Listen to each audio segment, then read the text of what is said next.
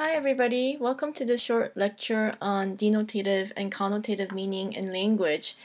I think poetry is particularly wonderful in allowing us to dig into various meanings contained in a single word, and I hope that through this week's reading and content, we can really uncover the rich layers that even a single word contains. In this video, I'll first review what denotative and connotative meanings are, and then we'll take a look at two poems about fathers that you'll have a chance to discuss in class this week.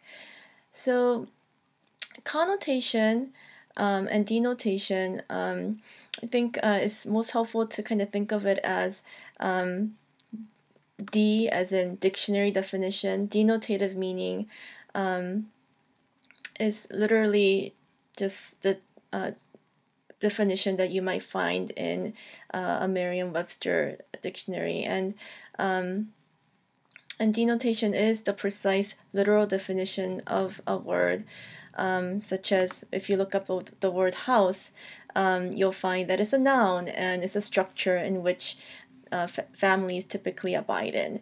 Now, if we take a look at the connotative meaning of a word, and connotation refers to a wide array of positive and negative associations that are associated within a particular culture. It elicits emotions, and if we look at the word home versus house, we can kind of see that more than the word house, the word home carries particular connotations. It's mainly positive, and we can think of phrases such as home sweet home, or there's no place like home, to that as a culture we associate with home as a place of security, a place of family bonds, things like that. However, I think it's also important to note that some words don't have universal connotations, and this idea becomes really clear when we think of the word snake. The word snake typically carries a negative connotation in Western civilization due to how our cultural imagination links snakes to evil, the breaking up of paradise in the Garden of Eden. You can see in the bottom right a kind of a Renaissance depiction of the serpent tempting Adam and Eve. However, in, say, Aztec culture, the snake is seen as wise, and it's not going to carry the same negative connotation. Now, before we turn to our poems, I think it's also important to sort of note that connotative language comes into play a lot outside of poetry. It's sort of all around us. Even taking a look at this Starbucks advertisement for potential employees, we can see that with words like adaptable, passionate, create, and come inspire us with your thoughts, the company Starbucks gives the impression that they're looking for artists rather than workers. And I think hopefully outside of our textbook, you can also keep an eye out for how connotative language really works to create a particular aura and an atmosphere in a lot of the texts that we see all around us.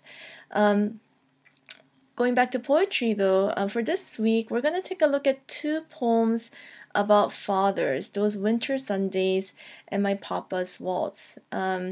Both are found in chapter 6 of our textbook. Chapter 10 of our textbook.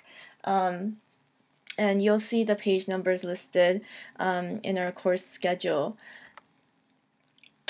And Those Winter Sundays begins with the line, Sundays too, my father got up early and put his clothes on in the blue-black cold, then with cracked hands that ached from labor in the weekday weather, made bank fires blaze. No one ever thanked him. It's a poem that's 14 lines long. You'll kind of remember from this past week how we took a look at sonnets, and by the very fact that this lyric poem is 14 lines. We see Hayden sort of harkening back to the sonnet form.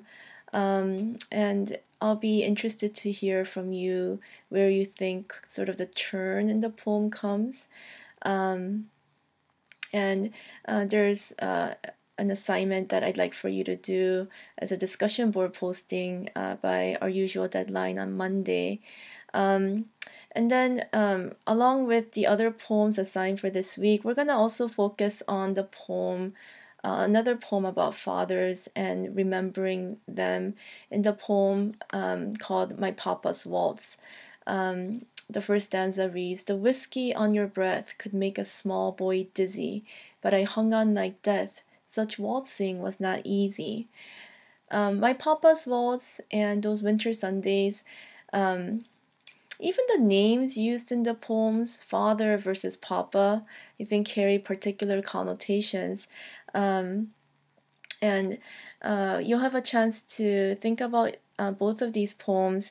And by Thursday night, I'd like to see you submit a brief response to our Dropbox by our usual deadline on Thursday that makes an argument about whether this poem is a poem of fondness or bitterness. Is it a poem of the father's abuse or affection?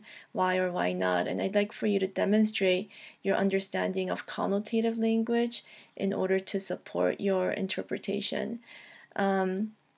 So I hope that you are able to come to a clearer understanding of